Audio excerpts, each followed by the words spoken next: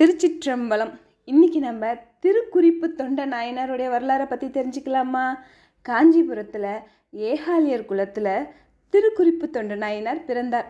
அவர் பிறந்த காஞ்சிபுரத்தை பற்றி சொல்லணும்னா, கைலாயத்தில் சிவபெருமான் உமாதேவியர்கிட்ட ஆகம விதியை பற்றி அப்படியே சொல்லிக்கிட்டே இருந்தாங்களா.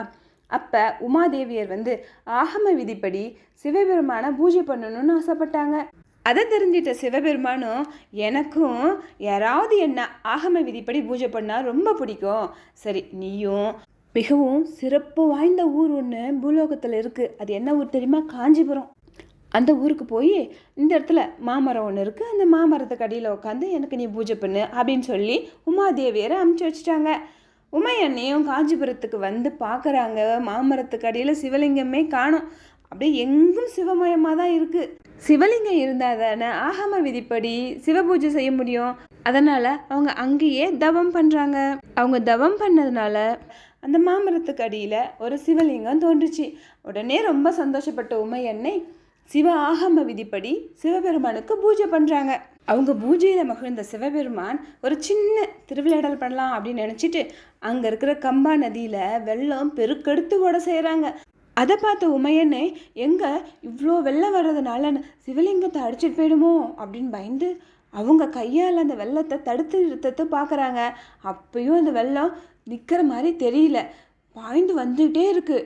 உடனே உமையன்னை அப்படியே சிவலிங்கத்தை கட்டி பிடிச்சிட்டாங்க. அப்போ சிவலிங்கத்தில் உமையன்னை மார்பகம் பட்ட தழும்பும் அவங்க வளையல் பட்ட தழும்பும் அப்படியே பதிஞ்சிருந்தது. அந்த வெள்ளம் வந்ததில்ல, அப்படியே உமையன்னைகிட்ட அவங்கள வணங்கிட்டு அப்படியே ஒதுங்கி போயிடுச்சு. உடனே சிவபெருமான் உமையன்னைக்கு காட்சி கொடுத்து, உன்னுடைய பூஜை எனக்கு ரொம்ப பிடிச்சிருந்தது, நான் ரொம்ப சந்தோஷப்பட்டேன், உனக்கு என்ன வர வேணும் அப்படின்னு கேட்டாரா. உமையன்னையும், நான் உங்களுக்கு எப்போவும் இங்கேருந்து பூஜை பண்ணிகிட்ருக்கணும், அது எனக்கு ரொம்ப பிடிச்சிருக்குது உங்களுக்கு பூஜை பண்ணுறது அப்படின்னு சொன்னாங்க.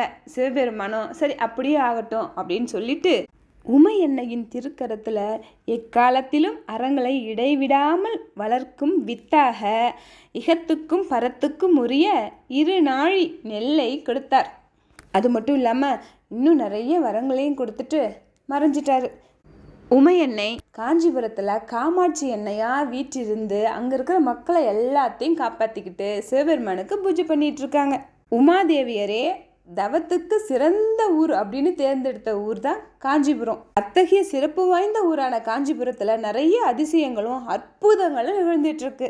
இவ்வளோ சிறப்பு வாய்ந்த காஞ்சிபுரத்தில் ஏகாலியர் குலத்தில் திருக்குறிப்பு தொண்ட நாயனார் பிறந்தாரா. அவருக்கு ஏன் திருக்குறிப்பு தொண்ட நாயனார்னு பேர் வந்தது அப்படின்னா, சிவனடியார்களுடைய குறிப்பு அறிந்து அவங்களுக்கு என்ன வேணுமோ அதை செய்து கொடுத்தாராம். அதனால தான் அவருக்கு திருக்குறிப்பு தொண்ட நாயனார்னே பேர் வந்தது. அவர் வண்ணார் குலத்தை சார்ந்தவர் அப்படிங்கிறதுனால ஊரில் இருக்கிறவங்க துணியெல்லாம் எடுத்துகிட்டு துவைச்சி கொடுத்துட்டு இருந்தாரு. அவர் சிவனடியார்களுடைய துணியை துவைச்சி கொடுக்கறத ஒரு திருத்துண்டாவே செஞ்சிட்டு இருக்கிறாரு. இவருடைய பக்தியை எல்லாத்துக்கும் எடுத்து காட்டணும்னு நினச்ச சிவபெருமான் ஒரு திருவிளையாடல் ஆரம்பிக்கிறாங்க. சிவபெருமானே ஒரு சிவனடியார் மாதிரி உடம்பெல்லாம் திருநீர் பூசிக்கிட்டு, ஆனால் அவருக்கு போட்டிருக்கிற அந்த ஆடை ஃபுல்லாக கருப்பாக அப்படி அழுக்கு இருக்குது. இதுக்கு மேலே இந்த துணியில் அழுக்கே பட முடியாதுன்ற அளவுக்கு அழுக்கு. அவ்வளோ அழுக்கான ஒரு துணியை போட்டுக்கிட்டு திருக்குறிப்பு தொண்ட நாயனார் முன்னாடி வராரு. இவரை பார்த்தா அவர் சும்மா இருப்பாரா? உடனே திருக்குறிப்பு தொண்ட நாயனார் அந்த அடியார்கிட்ட போய், உங்கள் துணியை நான் துவைச்சி கொடுக்குறேன், எப்படி அழுக்காக இருக்குது பாருங்கள், கொடுங்க நான் துவைச்சி கொடுக்குறேன், நான் சூப்பராக செத்த நேரத்தில் அப்படியே பளிச்சுன்னு துவைச்சி கொடுத்துட்றேன் கொடுங்க அப்படின்னு கேட்குறாரு.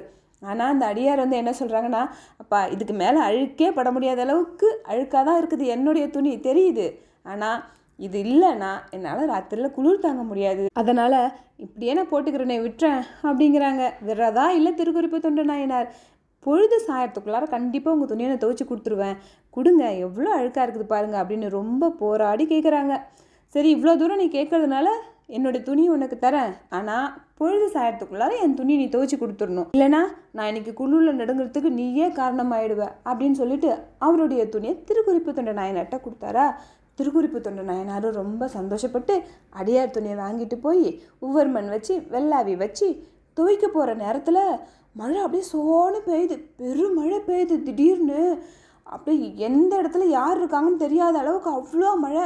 இவரும் சரி கொஞ்சம் நேரத்தில் மழை விட்டுரும் அப்படின்னு சொல்லிட்டு அப்படியே பார்த்துட்ருக்குறாரு. ஆனால் மழை விடுற மாதிரியே தெரியல, பொழுதே சாஞ்சு போச்சு. இவருக்கு ரொம்ப கஷ்டமாக இருக்குது. இன்றைக்கி அடியார் குழுவில் நடுங்கிறதுக்கு நம்ம தான் காரணமாக இருக்க போகிறோம்.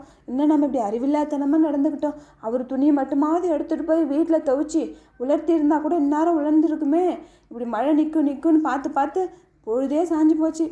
அடியார் குழுவில் நடுங்கிறதுக்கு நம்ம தான் காரணமாக போகிறோம். இதுக்கு மேலே என்னத்துக்கு நம்ம உயிரோடு இருந்துக்கிட்டு? நம்மளால் துணி துவைச்சி கொடுக்க முடியலங்கும் போது அந்த துணி துவைக்க வச்சுருந்த அந்த கல்லுலேயே நம்ம தலையில் முட்டி மோதி நம்ம உயிரையே விட்டுறதே மேலு அப்படின்னு சொல்லிட்டு திருக்குறிப்பு தொண்ட நாயனார் அப்படியே ஒரு துணி துவைக்க வச்சுருந்த அந்த கல்லில் போய் முட்டுறாரு தலையில். உடனே அந்த கல்லுக்கு பக்கத்துலேருந்து சிவபெருமன் கையை விட்டு திருக்குறிப்பு தொண்ட நாயனார் தலை கட்டிமா பிடிச்சிக்கிட்டாரு. சோன்னு மழை பெஞ்சுதே. மழைலாம் நின்று போயிடுச்சு. இப்போ பூமழையாக பெய்யுது. அப்படியே பூமழை அப்படியே திருக்குறிப்பு தொண்ட நாயனார் மேலே பெய்யுது. அப்படியே சிவபெருமானும் உமையன்னையும் காட்சி கொடுத்து உன்னுடைய பக்தியை நீ அடியார் மேலே வச்சிருந்த அந்த அளவற்ற அந்த அன்பை எல்லாத்துக்கும் காமிக்கணுங்கிறதுக்காகத்தான் நானே ஒரு அடியார் மாதிரி வந்து அந்த கந்தலை உங்ககிட்ட துவைக்கிறதுக்கு கொடுத்தேன். என்னோட அடியார் குளூரில் நடுங்கிறத தாங்க முடியாமல் நீ உன்னோட உயிரையே கொடுக்கறதுக்கு நீ துணிஞ்ச.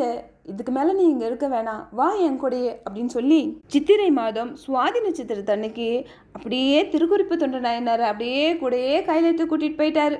சித்திரை மாதம் சுவாதி நட்சத்திரத்தன்னைக்கு தான் திருக்குறிப்பு தொண்ட நாயனாருடைய குரு பூஜை.